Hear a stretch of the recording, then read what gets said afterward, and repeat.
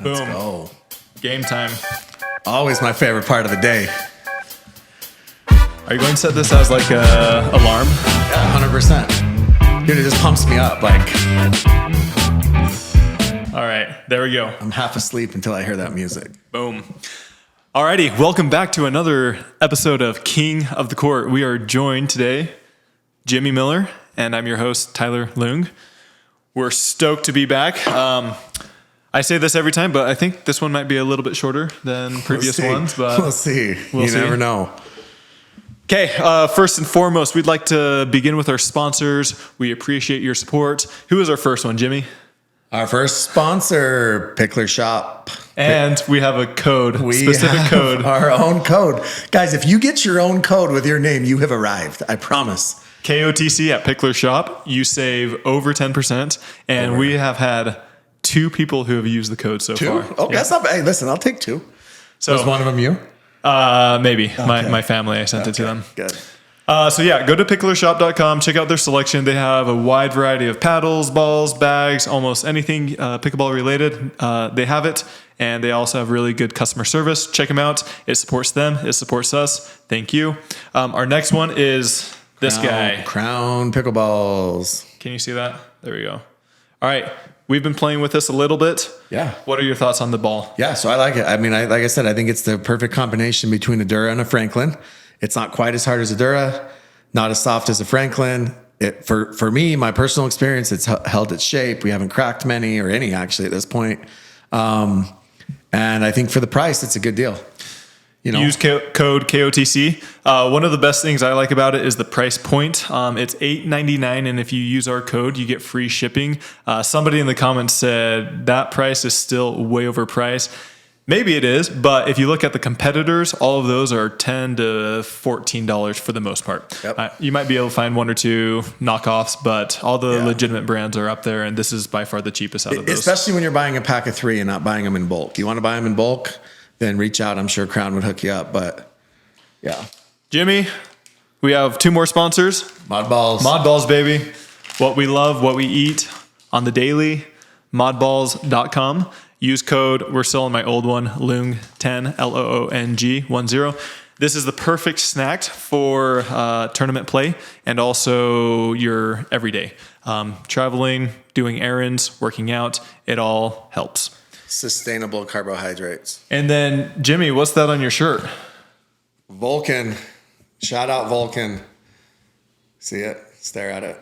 So Vulcan recently came on board. They gave us our code, Yes. KOTC. We love our code. Yes. So this is my new paddle that's coming out. It's not released yet, but they do have a wide variety of other paddles that are great for literally beginners all the way through pro level players. Check them out and use code KOTC to save yourself some money. Yes. And also, Vulcan, for those of you in Utah, since that's where some of our fans are, they're sponsoring TOC. TOC. And then also, I believe, Kansas City. Yeah. So those are back-to-back PPA tournaments. So go sign up, play in one of those tournaments, especially TOC. You'll see me, I promise. Are you going to be commentating or just lurking Listen, around? I'm trying to commentate. I've been really, really pushing to try and commentate at least grandstand court. Have you been successful at all with those conversations? So there's somebody that we both know who is going to have a conversation with the PPA this week, maybe next week. I can't remember. Okay. And this person on the agenda is to try and get me to commentate. So fingers crossed. Hope she can work her magic. They just got to have the censor button ready. Maybe, but at listen, all dude, times. I might suck. I'll be honest. I might suck. Yeah. But I promise you, even if I'm bad at commentating, it will be entertaining. Okay, that's all that matters. And nobody's saying anything on grandstand anyways. They're just like, it's just quiet. Yeah. So at least let me talk. Like, let me say something. Also, we are in my office. This is my current office setup. Next week, most likely, fingers crossed, we will be moving to a new office. New studio. We're new moving on studio. up. We're like the Jeffersons, moving on up to the east side. Exactly. So hopefully next week we should be in a new studio. So a little bit different setting, a little bit clearer with the noise and video, just a little bit cleaner production. So fingers crossed. Only downside to the new studio. What's that? You're not sitting as close to me in it. We're still fairly close. I know. I just felt a little like. But it's going to be open. I don't think we're going to have a table in front of us. And so it's Do you guys, what do you think? Do you like table? No table. Vote. Table? No table. You will get to see my legs more. I don't know. That might be good or bad. Got to shave those. It might be good or bad. All right. We had a little bit slower of a week. We had the APP Newport tournament. Did you watch that, Jimmy? I did. I watched. Listen, APP doesn't like to stream because who knows why. It's really hard to throw a cell phone on a tripod. But there were some matches. ESPN Plus picked up a couple. They did stream a little grandstand, a couple champions matches that nobody watches. I mean, no offense, but yeah, I did watch a couple things about APP. Okay, we can start with women's singles. Well, we can just start with Parris Todd. It was a Parris Todd show. Triple Crown by Parris Todd. So in singles, do you know what number that is for her? Like 6, 7 on the year? So it's only number 2 Triple Crown. Okay. But she has won every women's doubles. Gotcha. Yeah. But it's number 2 on the Triple Crown. Cool. So in singles, she played Megan Fudge. Here's an interesting thing. I'm going to ask you a question, okay? As a pro. Did you see the memes post just barely? Yeah. That was pretty funny. Yeah. So here's my question. Okay. So Dane is Megan's coach. Okay. Dane Gingrich. He was coaching her. I don't know if he's supposed to be or not. I mean, Dane seems to just coach lots of random people. But here's my question. Megan did not get to the kitchen a single time in 3 games. Obviously, it was by design, right? I don't know if Megan's not very long. I don't know if that's not her game, but she literally stood at the baseline and just tried to hit passing shots. And I mean, she lost. Like Parris, she did win game 2, but I felt like it was so many unforced errors by Parris. I don't feel like Megan did anything super special. It was more Parris. And had Megan won the 2 out of 3, they would have done the game to 15. The game to 15, yeah, because Parris was in the winner's bracket. So what do you think about that? Because we've seen it in the past. We saw speaking of Megan's, maybe it's a Megan thing where you don't get to the kitchen line. But Megan Dizon, when she played against Lacey Schneeman in MLP Mesa, right? She used her power, hit passing shots. Lacey, who's not very big, not tall, not long, got to the kitchen and essentially, ended up winning the majority of those points. Mm-hmm. What's your thoughts on that as a single strategy? Like, what's your take? So my number one tip to every singles player is get to the net as quick as you can. Yes, I agree. However, it's pretty, I don't know if I want to say popular, but a lot of the women are known to kind of stay back from the baseline and just rip balls. Is there, do they just feel like there's I don't know if they feel comfortable running up to the net in that transition zone. Yeah. And so a lot of them just feel more comfortable hitting those ground strokes. It's very similar to tennis. Yeah. It was essentially tennis on a pickleball court. Exactly. That's what they were playing. Yeah. Yeah. But you're at such a disadvantage when you stay back there. Yeah. And honestly, in game 3, I think it was game 3, it was like 6-2 Parris. Maybe it was the end of game 2. I don't remember. Megan got to the net one time and literally just, she had Parris on skates and ends up putting a ball away. Yeah. And then she never did it again. One of the things in MLP, the finals of San Clemente, Etta Wright was playing against Leah Jensen, I believe. Yeah. And it was a second rotation and Etta lost the first 2 points. And I look at Etta, I said, get to the net. Whatever you do, get to the net. And she did that for the next 2 points and she won the next 2 points. Yeah. It just, if anything, it makes their angles obviously smaller, right? It makes things a little bit more difficult. And then, if you can, you read the ball coming off the paddle, it's just a lot easier for you. I just thought that was interesting. Especially when Parris rolled through game 1. Game 2 was fairly close, but anybody who watched that felt like it was more Parris making mistakes as opposed to Megan forcing them, in my opinion. And then game 3, Parris ended up winning it. So I don't know. It just seemed like at some point you want to change that strategy, but I'm not Dane Gingrich and I don't get paid the big bucks to write novels on Facebook. So, I guess it is what it is. So, and then anyways, moving on to mixed. Why don't you go men's first? Men's singles. Okay. So Hunter Johnson, right? Yeah. So men's singles. And then there was a new guy. Yeah. Do you know his name? Yeah, it was, no. No, you don't. No. I'm probably going to butcher it, but it was like Kwang Dong? Kwang Dong. Something like that. Okay, first of all. We apologize. I think it's Kwang or Kwang. Yeah. Okay, so if you go look at his Facebook or his Instagram, he's pretty funny on there. He's a tennis guy. He actually used to hit with freaking, was it Djokovic? I don't know. I know he posted some pictures with Query. And with Query yeah. and like, yeah. So I mean, he's a tennis kid. He's not very big, but he's a singles guy. I mean, we saw him make a little bit of a run in San Clemente. Yeah. In fact, he beat Spencer Smith. Remember that? I don't.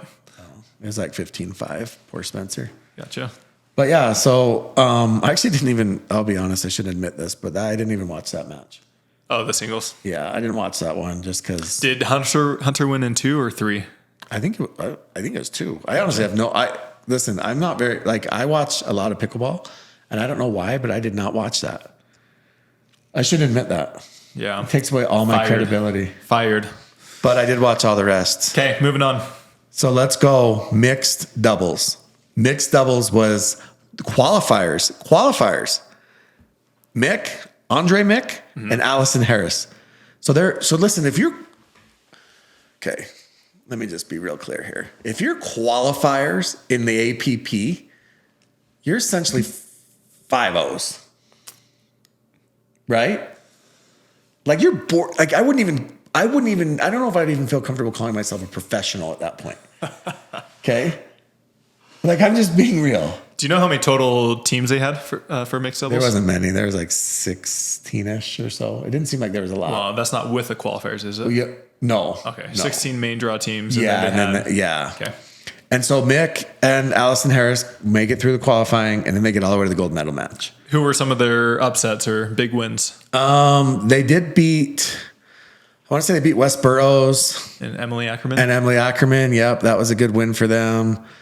So a little plug, I played against this Allison girl in Atlanta. Okay. I was with Lacey, and she's a good player. Who was she with? I believe Locklear. That's when I drilled him in the face. Yes. Yeah.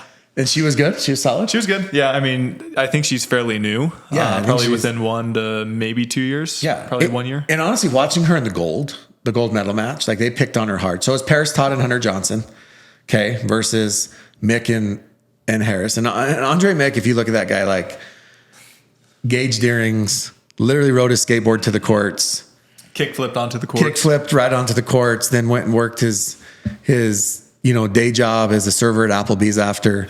But he played well. But Allison was good, dude. Allison was really good. Did she play women's doubles?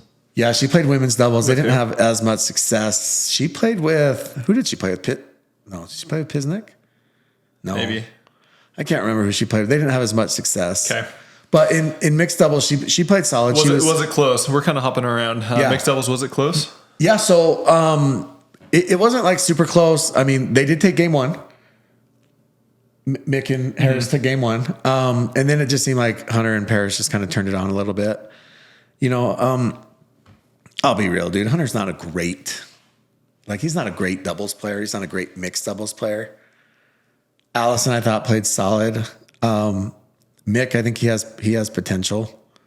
I don't know. I think she's new. I don't know how long he's been playing. But I've seen his name around for a while, but it seems like he's been taking it a little bit more serious the past maybe 1 year or so. Yeah, which makes sense. And then so Hunter and Parris ended up winning it. Same thing. So here's something funny is they like Allison she digs everything. Mm-hmm. She's just one of those defensive players, and she was just digging every single ball. Did she have her fan section there? Yeah, she did. Okay. Yes. Yeah, they were going pretty crazy in Atlanta when we played them. Yeah, and she seems pretty humble. She did there was one point where she literally took 2 steps to the net and just fist pumped right at Parris. I think that fired Parris up a little bit. Yeah. That was a good match. So again, Hunter and Parris ended up winning that one in 3. And then moving on to women's doubles. Okay. One step back. Did they play them in the winners final? Yeah, so Parris and Hunter were in the winners. Who did they play in the winners final? Hunter and Parris. Oh, they played Mick and. So that was the second time they played them. Gotcha. Yeah, and the first time was, I can't remember what it was. I can't remember what the scores were the first time, but yeah, that was the second time they played them. So they had to. Okay.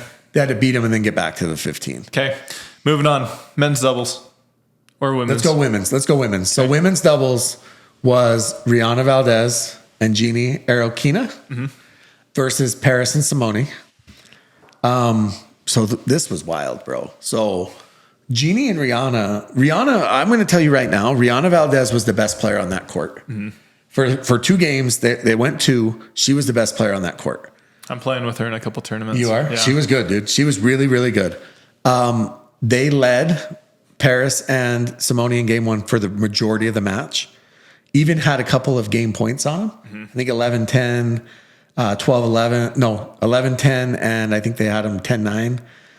Well, I don't know what happened, but Jeannie, she melted down. I don't know if she was tired. I don't know if the stage was too big. I don't know, but she melted down. She missed some easy dinks. Oh my gosh, here's another thing, Tyler. If it's game point, okay, it's 11-12, okay, you're down 11-12. The other team has the serve. Do you try a lob? No, I don't. What if you're 0 for 7 on lobs for the day? Do you still try a lob? You could be 1 for 8. I mean, so anyways, Jeannie tries a lob. Who'd she try to lob? She tried to lob Parris. Okay.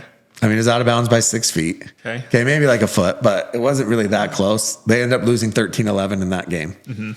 So then it goes to game 2. I think Simone and Parris got a little bit more dialed in, but honestly, dude, none of them played great. I mean, and it was Parris's 3rd match of the day. At one point, though, Simone's standing on the sidelines, and Hunter Johnson's trying to coach her. And I'm pretty sure I read her lips, and she said, "Shut the F up." Now, I don't know if that's true, but she definitely ignored everything that Hunter was saying. Okay, she did do it with a smile too, because that's what she does. But he was coaching her, and she literally was like, "We'll have to get him on the pod." And clearly she knew what she was like. Listen, dude. So, anyways, they ended up beating them in 2. I think the second game was 11-7. Is that when the infamous outball was called? No, that was against Susanna Barr. So in the semis, let's talk about that. Yeah. So that was in the winners final. Okay. So in the winners final, Susanna Barr has an overhead, and she smashes it at an angle. Yep. And that ball was in by 6 inches. Like, I'm not exaggerating. Maybe 4 to 5 inches. Okay, well, I mean, story of my life, always exaggerating. 4 to 5 to 6. Okay, so that ball was in. It was clearly in. And Parris looks at it and she calls it out. And Susanna's face, first of all, it was Susanna and Megan Fudge. They were like, wait, what? And so there was a timeout. And so they go to sit down. And this is Megan Fudge posted this on Twitter. So they use a timeout because they're pissed, Susanna and Megan. Yeah. They go sit down, and Chad, Simone's husband, comes down from the booth and tells Simone that was awful. Yeah. That was one of the worst calls I've ever seen. Essentially tells her how bad of a call it was. And during the timeout, Simone overturns it. Really? Yes. And they allowed it? And they allowed it, yeah. And I don't know if it ended up counting as like Megan and Susanna's challenge. I don't know how it all worked during the timeout, but essentially they overturned it. Wow. I didn't know that they overturned it. Yeah. Chad basically just said, hey, that ball was, and it was way in. It wasn't even on the line. Like, it was clearly in. It was all the way in the blue. Do I think Parris was intentionally hooking her? No. But Parris, sweetheart, get your eyes checked. Because that was rough. Like, yeah. It was one of the more egregious calls I've seen. But again. Right up there with some other players. We've seen a few. I mean, I don't know if Parris has like a notorious reputation. She's not a Salome or a Jilly B. So I don't think she has like a notorious reputation for it. But I will say there's a lot of players that when it gets tough, that's when their true line calls start to come out. So that was the knock on Parris, was like, if this was game 1 or whatever, but it was like 4-4 in game 3 or something like that. And then you make that call, it was tight. So yeah, but they got it right. And at the end of the day, I think that's what's most important. But I did see something happen to the women's final I wanted to talk to you about. Okay. So the APP has line judges, right? PPA, take note. The one thing they do better than you. So they have line judges. There was a ball that was called in by the line judge, and Jeannie Arokina called it out, and she overruled the line judge. Okay. So in that instance, they replay the point if the player overrules the line judge. So they end up replaying the point. Pretty sure Jeannie hit it into the net the next shot because she hit it in the net 14 times in a row. And I'm pretty sure if she didn't say it out loud, she thought it. Parris said, ball doesn't lie. But what do you think about that? Should PPA have line judges? Well, they should, but number one, the quality of those line judges has to be on point. I don't want to speculate. I actually didn't even see that match, but you can't. Are you discriminating by their age? I'm not discriminating, but I'm just saying they should be able to pass some test or something like that. If you can get your driver's license and pass that test, you can be a line judge. No, because your driver's license just renews automatically. You don't have to continue to take tests. I haven't taken my driver's license test since I was 16. Really? Yeah. Huh. No tickets, baby. You've never had a ticket? Oh, I've had multiple, but not for many years. Knock on wood. Yes. Yeah. I mean, if those line judges are quality line judges, then sure, have them. But what PPA has found, I think, is that a lot of those line judges that they've used in the past don't make the best calls. Do you like being able to overturn it though, still as a player, because you still have the best angle? Or do you think? No. I mean, you think it line judge it should? Yeah. What sucks is the APP. But maybe they should have challenges, like be able to challenge their call. It would have been nice if the APP showed the replay and like you could see who was right and who was wrong. Yeah. I mean, that's what we talked about with the MLP is they didn't show the video on screen. Yeah. Like, we want transparency. Yeah. Exactly. And if you make a bad call, you make a bad call. Like, listen, that ball is coming hot, right? It's tough to make a call. And especially if, for example, this ball, I think I want to say it was over her head and she was running it down. Like, that's tough to run a ball down, focus on hitting a good shot, and then still making the call. Yeah. So they're going to get, everyone's going to get stuff wrong. Yeah. And, I don't want to give any credit to the podcast itself because he's a tool, but another podcast did a video on a ball and they sat it on the line. I don't know if you saw it. Yeah, I did see it. I actually didn't even think that was, I mean, I get what they were trying to do, but I don't think that was the best video. They never have good videos, dude. Like, come on. This is if you want to know what podcast, this is all you hear the whole time. Just talk, Tyler. Just go. That's all you hear throughout the whole thing. So, anyways, but I'm just some nobody. So, what do I know? So, point is, I just was curious if you thought that So, if there's trained with eagle eyes, 20/40 vision.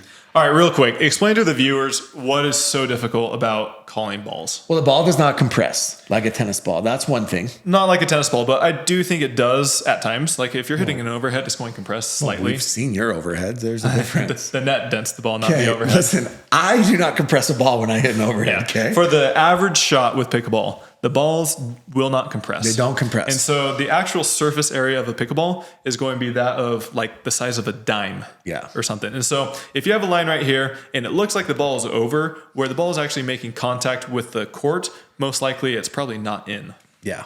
Yeah, that's fair. So, yes, I agree with that. But my stance, and in the beginning when I first started playing pickleball, I was very, very close with my line calls, but now it's like if you need to be calling balls out that are maybe 1/8 of an inch out, then you should probably work on your game rather than just trying to call balls as close as they are. Yeah, I agree.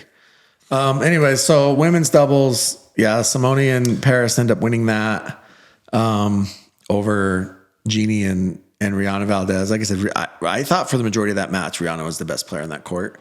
They definitely picked on Jeannie pretty hard.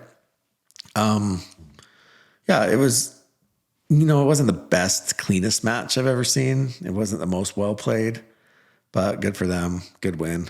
Okay. And then moving on to men's doubles. Okay. So it was Pessa and Andre Deescu, which they played a couple times before. Yep. So they played twice before. They won gold in both. Mm-hmm. And then they played two young up and comers, Spencer Lanier and Richard Livernice Jr. Okay. Real quick. You know that La Rivere or whatever? Mm-hmm. It looks like the Oakland Raiders or the Las Vegas Raiders now. Yeah. Like, listen, it's bad. It looks bad. And everyone's wearing like these crop top football jerseys while they're playing pickleball. Like, it doesn't look good, dude. I don't love it. Did they just outfit everybody in the APP? So they're a tennis brand. Yeah. And they're starting to come into pickleball. Which is fine, but I don't see tennis players wearing crop top football jerseys. Do you? I have yet, Have you ever seen that? No. And it's supposed to be like a compression brand, right? Yeah. Yeah. Well, compress. Don't wear crop tops. Oh, we got Spencer Smith on the main page. And look at that picture. Like, you guys can't see that. Go to I'll give him a shout out. Leo Rivera. Yeah.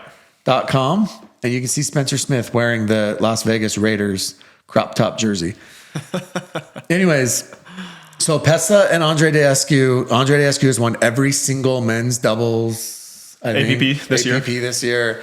Him and Pesa have won 2 together. And I think he was doing mixed doubles too up until this event. Yeah. Yep. And so he ended up, and then they ended up playing, Spencer Lanier and Richard Levernice Jr. So Spencer Lanier is from Oregon. How tall is that Lanier guy? Dude, he's tall. He's got to be 6'4", I would guess. It looks even taller, like 6'6". Really? Yeah. I mean, someone let us know how tall he is, because I've seen pictures of him and other people, and he towers them. Yeah, and I think he's from Oregon, and he's like just turned 20. They said, and he's from like I think he's from like Healdsburg, some small town. Yeah. Anyways, which I hope it's not Healdsburg, because I have cousins that live there, and let's just say that meth runs rampant in that town. Anyways, so he's tall, dude. The best part about him is he's legit wearing like a Walmart shirt and Walmart shorts, and like no sponsors at all. Literally didn't have it. He didn't even have a freaking. I bet he ripped the tags off those shirts. He didn't even have a logo. And then Levernice he's from New Jersey, I believe. He played lacrosse in college, and then he essentially ended up switching from lacrosse. I think he even played pro lacrosse for a minute. But if you don't think there's money in pro pickleball, there's even less in pro lacrosse. And he ends up switching and playing pickleball. And so, they end up making the finals. They played Pesa and Descu. It was just 2 games, right? It was 2 games. They weren't close. I mean, Descu and Pesa are just too steady. Descu's the best player in the APP tour. Like, it's not even close. Well, one thing to consider also is they did the championship Sunday. So a lot of those teams that get streaky, they have 2-3 days to wait until they play again, and so that kind of hinders them a little bit. Yeah, for sure. And I think that the best part about Championship Sunday is consistency. It kind of rises to the top, right? And so that was Descu and Pesa's 3rd title together, 3rd gold. They played well. You know what's funny too is they interviewed. So when I was watching the match, I was like, Lanier reminds me so much of J-Dub. Like, even the way he stands, his mannerisms, other than being a foot taller than him, even his outfits. His game, he like has super quick hands, but there's not a lot of movement. Where Richard is the high energy guy running back and forth all over. And then they interviewed him, and bro, he could be J-Dub's twin. He literally was like, "Pickleball is fun," and just stared into the camera like it was wild. So, anyways, I mean, like I said, I think that it was a good. It was a good day for the APP. Dude, this guy towers. I'm looking him up on Facebook right now. He is at least 6'5", at least. Yeah, he's a tall dude. I don't doubt that. Look at that. Oh, he might be. Yeah, you're right. He might be 6. We'll have to find that. Someone tell us how tall he is. Look at that. That's Wes Gabrielson right there. Oh yeah, he's got to be 6'7". Yeah, he's tall. Jeez. So anyways, it was a good day for the APP. I mean, it's the APP. It was good. It was good Challenger League tryouts. That's what I'm going to call it. Yeah. 1,500 players, by the way. I love it. I love that they have these tournaments. I love seeing the new names out there, getting spotlights, exposure, everything like that. Yeah. The only thing that bothers me a little bit is that people will say, oh, this is this person's 10th Triple Crown or 10th win in a row or something like that. And that's great. But you have to take it with a grain of salt. You have to look at the results. Who are they playing? I mean, Ben Johns has been doing this with the PPA, and he doesn't get near as much credit. Well, the rumors that I've heard, and I don't know if we can substantiate or not, but you know me, I'm just going to say it, is that Parris was supposed to play for the PPA. What, this year or when? This year. Okay. Parris was in negotiations with the PPA. She asked for an exorbitant amount of money. And then she went to the MLP and also asked for an exorbitant amount of money. And then allegedly she went to the APP and asked for an exorbitant amount of money. And then essentially lied to each of them. Well, I'll say lied is probably a strong term, but she essentially told each of them that this person's offering this person's offering this person's offering this, and tried to play them all against each other to get just a huge contract. And then PPA and MLP merged. And then they started, And then they started sharing notes, and they're like, wait, you didn't offer that? Wait, you didn't offer her that? Oh, okay. And so then they kind of backed off and were like, you know what? Go play APP. We're good.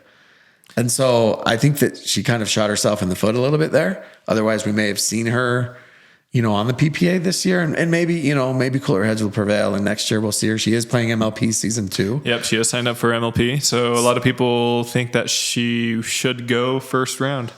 That's tough for me. It's hard because, like I said, she's still very unproven. I will say that when she has played with Riley, they got to the finals in one tournament, but also the other tournament they went 2-2 or something like that. Exactly. And her and Anna Bright, I think, was it Anna Bright? Didn't they get to the finals? Probably, yeah. Yeah. But yeah, so it's just tough because she is untested. And so you don't really know what you're going to get, right, from her. And if she plays singles like she did on Sunday, she's not helping anybody. Even if she won, it wasn't a good match. So. Yeah, one thing with MLP is that obviously your skill level, your talent applies, but also being able to play with other players. There's so many players. If you put me with Ben Johns, we're going to do well. If you put me with Riley, JW, we're going to do well. Yeah. But what happens when you put me with somebody who's up and coming and stuff like that? That is what really differentiates the top players from kind of the middle of the pack. Yeah. And you don't see that a lot with some of these players. We talked about this with Colin Johns. He's a great player. He's probably one of the best right-sided players. But when he plays with other people other than Ben Johns, it's not the same. Well, and we talk about MLP a lot, right? Colin Johns is just not he's not built for MLP. Not that he can't play singles, but he's a right side player only. He's used to playing with Ben, right? He doesn't play mixed well. Another guy who I think is a great right-sided player is Callan Dawson, and he's not built for MLP either. Mm-hmm. And Callan's singles are not good. Yeah. No offense to Callan, they're not great. And what's crazy with Callan is he might be a top 3 right-sided men's player in all of men's doubles and all of PPA, mm-hmm. right? I mean, other than the lefties and. But just in terms of a straight right-sided player, he might be the best dinker in PPA. Mm-hmm. And yet he's not built for MLP. Yeah. It's just different. Real quick, let's address this. So Travis, on his last podcast, he addressed us, which is really funny because he kind of went to town on me, which I didn't even say anything towards him. Let's talk about this Trav. This Mr. Nobody was saying a bunch of stuff, and then he directed at me. Yeah. Well, Travis called me a nobody, which I appreciate. Appreciate that. And which I did not say anything. He basically said, essentially what he said was that, because if you listen to the podcast, obviously you guys all do, he drafted himself in the 3rd round. I questioned that. I question why he would draft himself in the 3rd round when he owns a team. Nobody's going to take him from the team that he owns. They're just not. He claims that in the innards of the ownership, there was rumblings that he was about to get picked. So he hurried and drafted himself. I don't know if that's true or not. I don't think he has any reason to lie. But if any owner was going to actually take him, they're dumber than I thought. Okay. I'll just say that. Not just because I don't think he's a great player. He's a 4th round player at best anyways, but also because why would you draft a guy that owns a team? Like, it doesn't even make sense. And it's not like it's Ben Johns owning a team and you're like, well, I don't care if Ben plays for his own team. I want Ben. It's Travis Rettenmaier. Like, sorry, but he's borderline anyways. So with that being said, Travis called us out, which fine. Listen, we can dish it out. We can take it. Do you, Travis? Here, this reminds you of your pod. Anyways, then Travis said about Tyler. So this is what I want to address because Tyler is my friend. Travis said, if I had been playing pickleball for 8 years like Tyler, and I was as bad as Tyler is. Bowling, baby. I would take up bowling. Okay.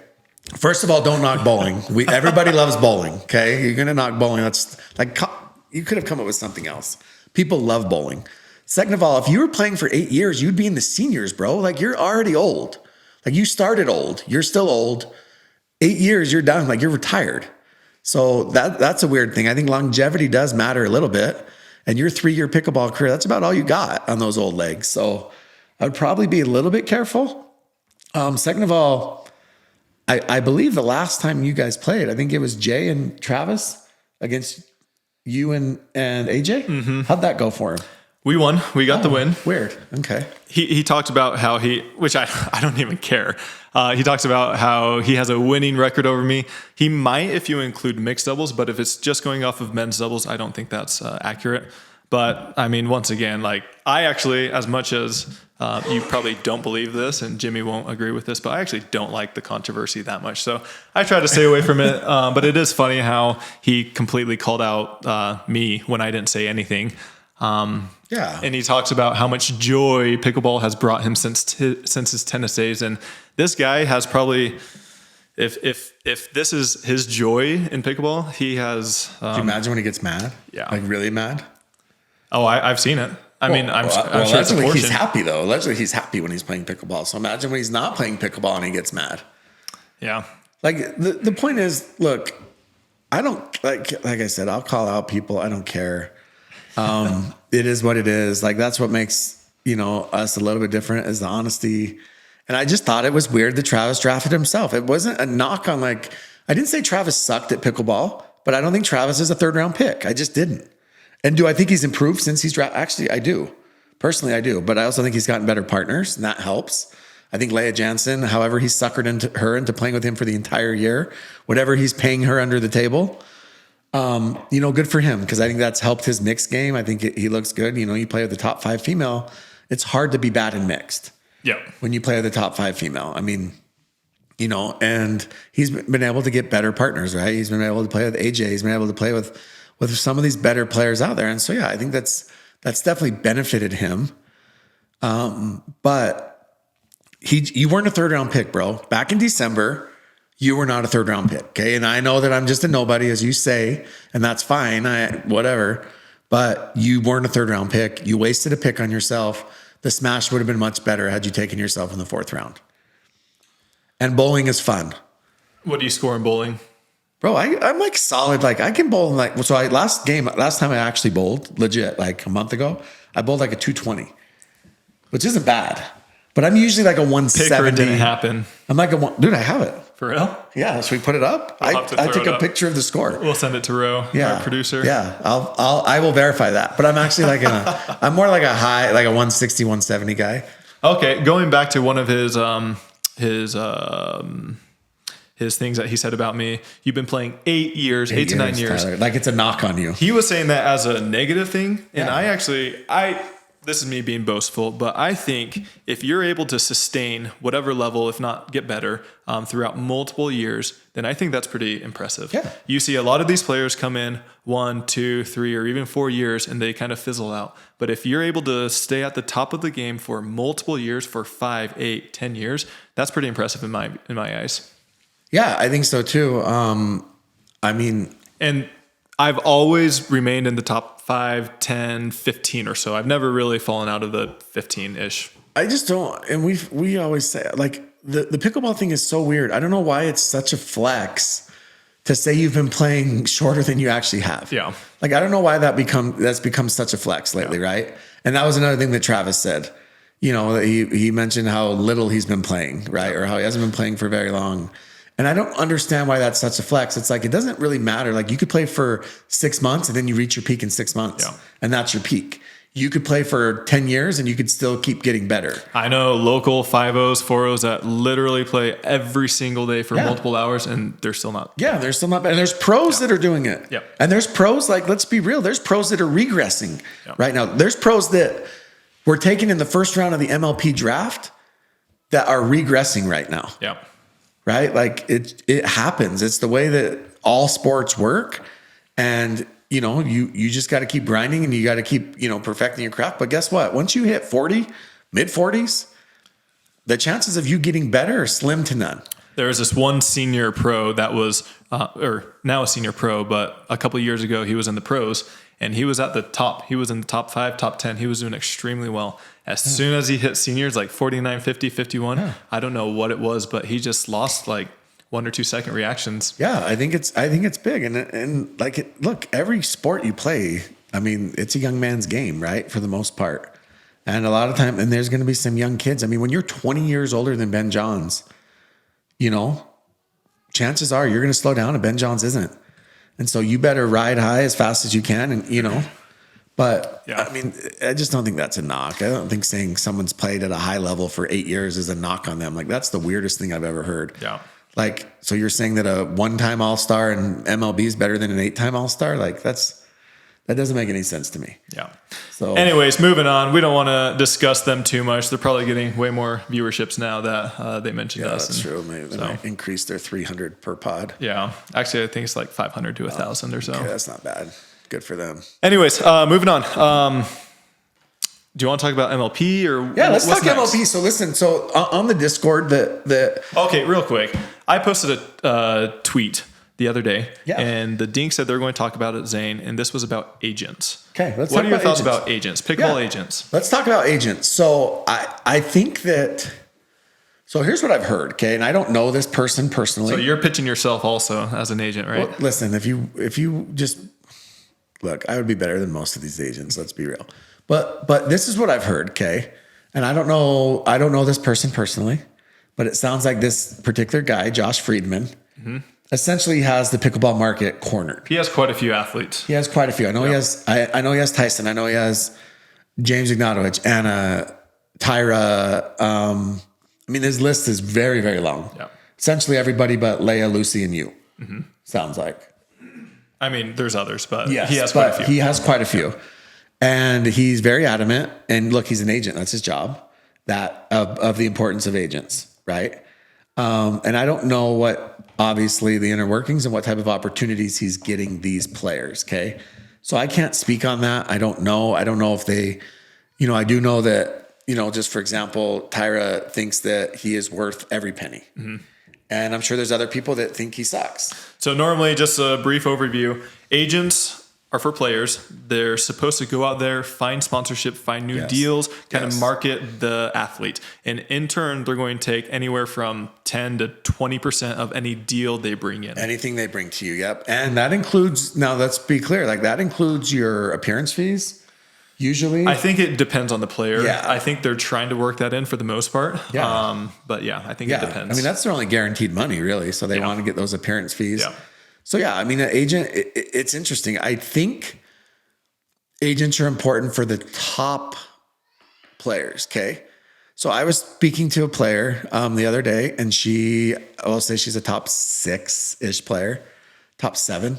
And she told me that the top 6 males and females live very, very good lives. And they make a lot of, like she is very honest with me. And she said that they make a lot of money. And that's probably 200 plus. Yeah. 200 to 500,000 is what we kind of, other than Ben, who's probably in the 7 figures. Yeah.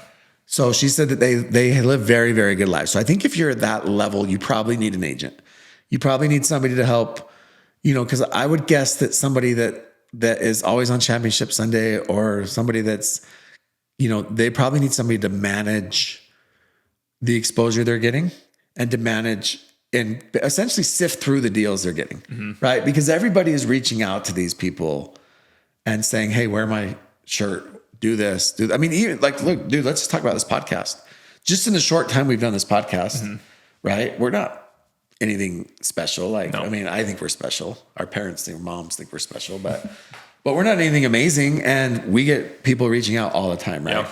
And some are legit and some are like, we'll give you a free like, hey, will you cup of water? Yeah, exactly. Some of them are like, wear my t-shirt on the pod. Yeah. And I'll give you another one for half off. Yeah. And so I just think that like, there's a lot of deals that these higher level players need to sift through.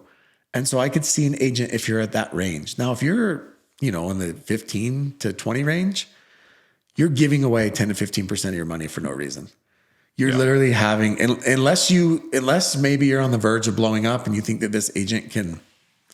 But even then, if a sponsor wants to work with a player, he'll find you. They'll find them. Yeah, they'll find them. I agree.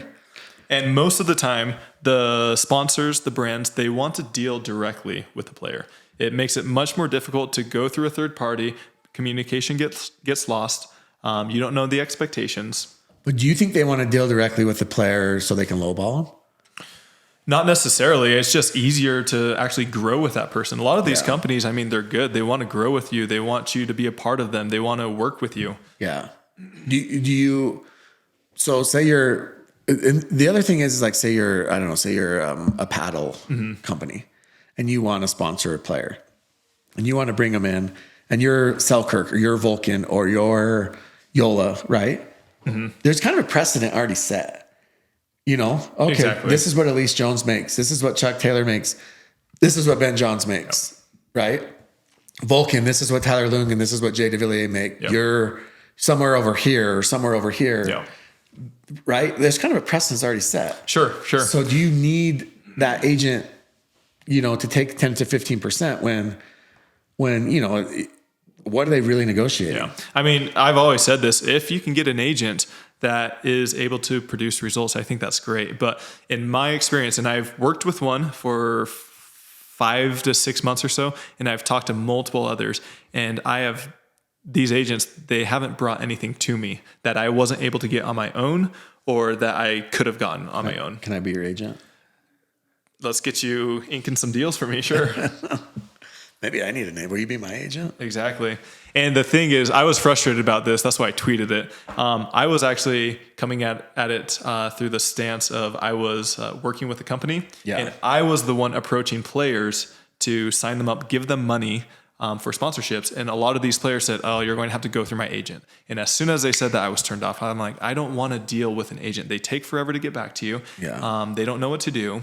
So my thing, here's one thing so I think it was Zane talked about you and how you've done very well on the business side of things. And the funny thing is, I had a troll on Twitter, and he's all like, "You wouldn't need one, but other players would need one." And I'm not trying to be boastful or anything like that, but I have some very good sponsors I'm very proud of. So that's the thing that I was gonna say. So Zane has mentioned you specifically as being one of those guys that's done well on the business side, right? You've done a good job. Obviously, I've known you for several years, and there's always someone new popping up. But what I don't understand, what I don't think that these players understand is, and who am I to give advice, but why are you holding out for the 6-figure deal?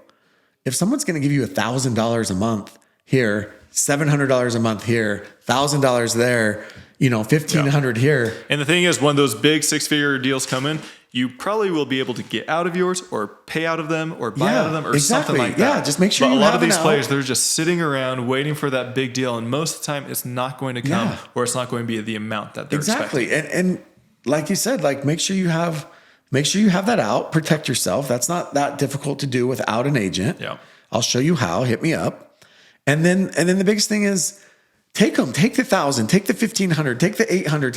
And what do? You throw out a couple tweets and you're like, "Oh, I love this." Or you wear a shirt when you play, like things you're doing anyways. Yeah. Right. You take a couple of pictures. Obviously you want to like the product. You don't want to be a complete fraud. Yes. Obviously, make sure it's a product that you can endorse and you like. Right. But it's not mod ball. Yeah. Crown Pickleball. Yeah. It's Pickler not shop, something. Let's go. Yeah. It's not something that's like super crazy. And now the next thing you know, okay, so you have 5 or 6 sponsors.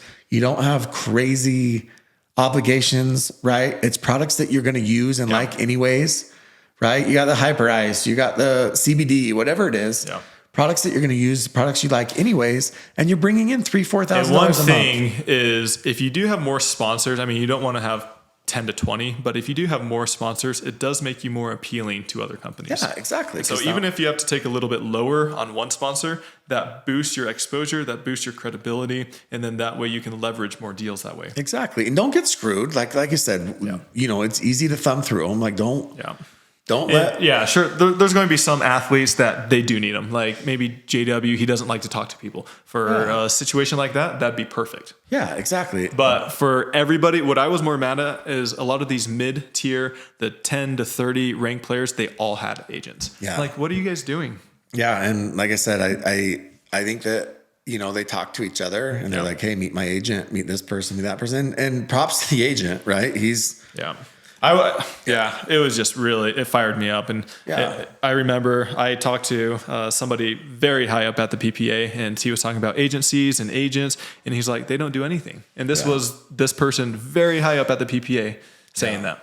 Yeah, and like, just for example, okay, so I think we've talked about this before, but like on MLP, okay, you're paid an MLP based off of where you're drafted. Okay, that's how much you're paid. So there's no negotiating there. Mm-hmm. There's a set amount. So if you're number 1 overall, it's like $8,000, and then you get matched $8,000. So for example, Ben Johns, every event's getting $16,000. Yeah. Okay, and then it goes down from there. And so you're paid based off of where you're drafted. So it's not like you need your agent to go in and say, "Actually, I want $9,000," because it's set. It's set in stone. That's what you're getting. That's how much you're making. And there's no negotiations. So it doesn't, and NFL does that too, right? You're paid based off of your draft slot in the NFL. The NBA, you're paid based off of your draft slot. Anyways, that fired me up. Agents, I think they can be good in very specific situations, but like I said, it was really annoying that a lot of these players, 10 to 30, 10 to 40, were getting these agents. I'm like, you guys are hindering yourselves with not being able to secure more deals. Yeah. So anyways, that was my little rant. Yeah. All right, MLP. So Jimmy, believe it or not, he might be going out to New York next week for the draft. I am going to New York. Did you announce what team it was for? I don't know if I did. So it is for BLQK, okay, the Black Bears. So I am going to assist our boy Richie. Richie and I have been talking a lot. Just trying to figure out our draft strategy, watching a lot of film. Just trying to see. Watch the film together, like no, at the same time. And have no, but I definitely spent a lot of hours on the phone with Richie this past weekend. I'll tell you this: he is a savant. That dude knows his stuff. He knows his pickleball. He's not like a huge stat guy. I think he knows a lot about stats, but Richie definitely knows feel. And it's interesting how like I'll be watching a match, okay, just for instance, and I'll be like, "Hey, Richie, this is what I think," and then he'll like we're very similar thinkers in how we watch these matches and how we feel about players. And so I'm excited. So we're gonna draft BLQK together. I don't know. I think we have a pretty good strategy going. You guys are in Challenger League this season? We're in Challenger this season. We actually have the last pick of Challenger, so we pick back to back. Do you have names already slotted out that you're thinking about? Yeah, 100%. Yeah. We've got names. Who are they? Well, I can't tell you, obviously. Come on, the first name. But listen, I think it will be fun after the draft. After the draft, we'll talk about it. I'll tell you everybody we talked about. I'll talk about how it fell and didn't fall. Like I'm okay once the draft is over. I think it'd be cool to kind of give those inner workings and talk about it because it's been wild. Like the players we've talked to, kind of some of the things that they've said to us, like, "Oh, I'm overloaded at work," and like just little things like, "Be careful what you say, players." Yeah, like pickleball's not full time for me, or on the draft page. I don't know if I can say this or not, but it's okay. On the draft, so when the players fill out their form to apply for MLP, there's a comment section. Oh yeah, I filled that out. Yeah. And I said I'm a lefty, smiley face. Yeah, Tyler said I'm a lefty, and I think he said I'm a MLP. I played for Seattle Pioneers. Played for Pioneers MLP champ, right? Which is great. I think those comments are good. Other comments, there's like a freaking novel in there. I won't say who, but literally said she can hit 1,000 dinks in a row without missing.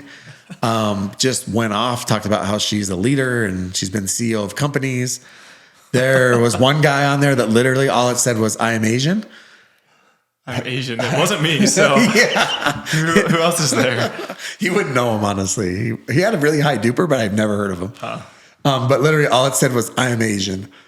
There was someone else that said, "I age like a fine wine." So you can know that's an older player. Anyway, some of them were really funny, and then other ones were just kind of selling themselves. I'm a hard worker. I'm a great teammate. Yeah. One girl literally praised Jesus for probably a full paragraph and said that everything she does, including pickleball, is for the Lord. And she would really like to represent Jesus in pickleball. No, she wasn't from Utah. Anyways, it was just wild. And so it's just crazy to like me as starting this out truthfully as like a fan, right? Yeah. To see all these inner workings, it's pretty so wild. I was going to ask you that and probably should have done it in the beginning, but Jimmy, how has your life changed since coming onto the pod? I mean, other than truthfully, like more DMs and messages, it's been a little bit interesting. Like I said, dude, Travis isn't wrong, bro. Like I am a nobody. Okay. Like I'm a dude that you gave a platform to, right? So listen, I've got a long history of talking crap to people on the internet. Okay. I've been message board troll for a long time. You just gave me a different platform to do it. I think what was so astounding with you and surprising was the amount of knowledge that you had. The very first podcast you came on, you said, oh, this person did this person lost at this. Oh, in that tournament, they did this. And for any random person to know that stuff, that's pretty impressive. Yeah. I mean, I'm just like I said, dude, I watch a lot of pickleball. I love sports. Like anyone knows me, I coach baseball, football, basketball, soccer. Like I literally coach every single sport out there. Bowling? No, but I mean, listen, I might, if that's where we're headed. Lefty bowlers too are legit, always better. Anyways, so I just, it's changed a little bit, but I'll be honest, there's some surreal stuff. There's some fun stuff. Like, I was talking to the owner of the Black Bears, Richie, on the phone, and DJ Young was walking by, and DJ says to Richie, who are you talking to? And he's like, do you know Jimmy Miller? And DJ grabs the phone and literally was like, Jimmy, I love you. Like, I love your podcast. And then DJ actually said, when I'm MVP of Challenger League Super Finals, I'm going to shout you out. So DJ listens. Shout out to DJ. Super chill. Like, I don't know. It's been fun, dude. It's kind of wild. It's a little bit surreal, but other than that, nothing's really changed, bro. It's exactly the same. I'm going to say the same stupid stuff and give my opinions, and you're going to slowly creep off of screen because you just want to make sure. We never posted that, but one of these times, one of the first few episodes, he was going off on this one player who rightfully deserved it, and I just felt so uncomfortable that I slowly got off the screen. You were out. And we ended up cutting it out, but I was off the screen, and he was continuing to go. He went on for 2 minutes? I mean, I was fired. I don't get fired up often. Anyone that knows me knows I'm pretty chill, but I was pretty fired up that day. I wonder what player that was. Maybe we'll have to revisit it. Maybe we could make a short out of it or something, and we can just take your name off of it. Yeah. But anyways, yeah, so I'm going to help draft. We'll be in New York. Tyler's coming, right? Most likely. I'm planning on getting my flights today, so Yeah. I'll be there maybe 2 or 3 days. So Tyler and I are going to share a bed in New York, so that'll be fun. Don't tell anybody. And yeah, so the draft, Central Park. Central Park, yep. I hear, so they're doing Pickle? like little tents, and I heard only up to 3 people Yeah. in each tent. Yeah. And then outside, I think there can be people, but inside the tents, there's only up to 3 people. And they said that it's so tight because I guess there's not a lot of space that like the other teams can hear you. So like you have to like whisper. And anyways, it's kind of wild. And Do they have you aligned by your draft order? Like Yeah, 1, I think 2, they have 3, you 4, set up 5, by your 6. order, So and you then- could totally hear who. yeah, and then there's only 3 minutes between picks. Mm-hmm. Dude, it's gonna be exciting. So you know who else is in our tent? Who else? Rafa Hewitt's gonna be in our tent. Rafa. I hope please wear sunglasses on your hat. Inside the tent. Inside the tent on a cloudy day. I like Rafa. He's funny. We need to get him on the pod. Yeah, we should. So He's got some stories. Maybe we can interview him at the draft. Yeah. Talk to him a little bit. But so yeah, I'm excited. It's gonna be fun. After the draft, I will give away there's been a lot of stories already. A lot of crazy things. We've had I've had people reach out and send me like full resumes. So that's what I would say is there's a lot of people who are reaching out to him directly, which he's solicited, kind of telling them, hey, I'd love to be considered. Yeah, a lot of the top players in Challenger have reached out to you directly. Yeah. And it's there's some very good players that have reached out and essentially said, the one thing that's really surprised me is how many players are full-time pickleball now, which means the sport's growing and which means there's getting more money into the sport, which makes it exciting, right? But the number of players that have gone full-time is wild. Yeah. So yeah, anyways. All right, real quick, let's brush up on Premier. Do you see any big surprises or any big changes happening with Premier? No, I can't see. So we've talked about how you think a lot more male players will go first rather than female players. Yeah, and our boy, the smartest man in pickleball, Jim Klaus, disagrees and thinks that there should be 8 or 9 females that go and only 3 males because he thinks the gap between the men and the women is. I mean, that's understandable, but that's what happened this last time, and I don't think a lot of people were happy with it. And they weren't happy with it, exactly. And so, yeah, I think, truthfully, so we did on that Discord, okay, we did a mock draft, and I think they are going to release the results. Oh, yeah. But there's several pro players, and, I think everyone's trying to stay anonymous, but there are several pro players who helped draft that had teams. And then just some people that they know their stuff. Like there's no doubt that these people are very well versed in pickleball. They watch a lot of they know their stuff. Probably rival some of these GMs and owners who are going to be drafting. And some of it was 9. I think it was 9 men and 3 women that went first in that because of the last MLP, right? But once you get down to like 8 9, 10, it gets tough, dude. It's really difficult. Do I need to make a correction for myself? I had the CEO, or not CEO, the founder of MLP message me, Steve Kuhn. Yeah. Big fan of the pod. Steve Kuhn. One of the episodes, I think I said incorrectly, according to Steve, that I didn't know what the incentives were for the owners to win. Yeah. And he messaged me last week after last pod, and he said, I love the pod, but you are not right on MLP owner incentive stuff. As usual, it's complicated, but there are big incentives. He said, I think likely value to owners would be in the millions. So let me put that out there. Steve says there are big incentives for the owners to win. Well, and we know that, like, the other thing that we know is that, you know, some of these owners they bought their teams for $100,000 and now they're valued at 8 to 10 million. Yeah, 8 to 10 million. So there's incentive there too, right? There's long-term hold incentive there too. But yeah, that's awesome, Steve. Thanks for watching. I mean, Steve Kuhn watches our pod, bro. I know. We need to get him on. Like, what? I think he actually said he'd be happy to come on. Dude, that's like not it. Like, that's crazy. Yeah. Yeah. We love you, Steve. Yeah, like that's insane. Obviously, we know Brooks watches. Brooks Wiley, that's my dude. Sam Flaxman, that's my guy, Sam. Let's let these players unionize. All right. Anyways, should we go to some questions? Yeah, let's go to questions. Hopefully we can wrap this up a little bit sooner. All right. So I asked this fairly late. I actually just asked it this morning for questions. So we did not get all that many. All right. Hood Kenji. What kind of contract? Let's see. What kind of contract do you have with Vulcan? So I signed initially, I believe, a 3-year deal, but halfway through we kind of extended. Most players, they do a 2 to 3 year deal, I would say. And then it just varies in the amount that you're getting. Kind of depends on Can you answer this? Is it a set amount plus incentives? Yes, so it depends on how it's set up, but generally speaking, it's going to be a set amount, kind of like a base salary, and then depending on how you perform, your medals, if you're doing clinics, kind of how big your social media following is. Okay. What are your obligations to Vulcan? Like, do you have photo shoots you have to do? So everyone's going to be different. I mean, I have photo shoots and stuff like that. So you're good. You're going to be posting. Yeah, for sure. If you have two people who are pretty similar in skill level, but one has way more social media following, or one is better looking or more athletic or something like that, obviously it's going to help. Whether people want to agree with that or not. True. This is true story. Like I mean this sincerely. I've heard from 3 people, we'll call them decision makers within the MLP, who have specifically mentioned Parris Todd as being marketable, and that's one of the reasons she's a first-round pick. Mm-hmm. Marketable, which we mean is good-looking, and that's why she's a first-round pick. And they said that, and she's obviously a good player, so we don't want to take away from her skill level, but that all that does is enhance her,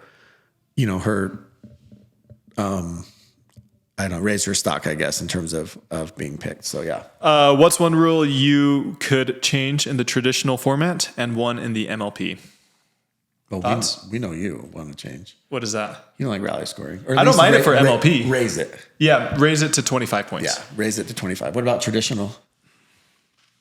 That's good. Oh, so PPA, I don't believe APP or USA Pickleball does this, but PPA, if you're in the incorrect position, the referee is supposed to correct you.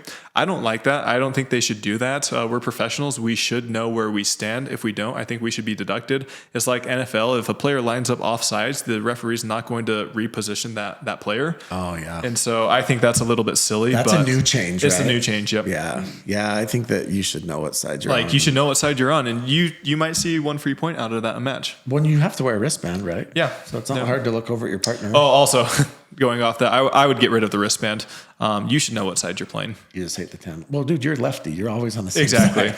And refs can just identify it as a clothing. Oh, the left side player is wearing a white shirt. Also, if you're a professional referee, I hope you know who the players are. You should know who the players are. Yep. Yeah. Somebody said, Jimmy, do you find Riley Newman as cringy as I do?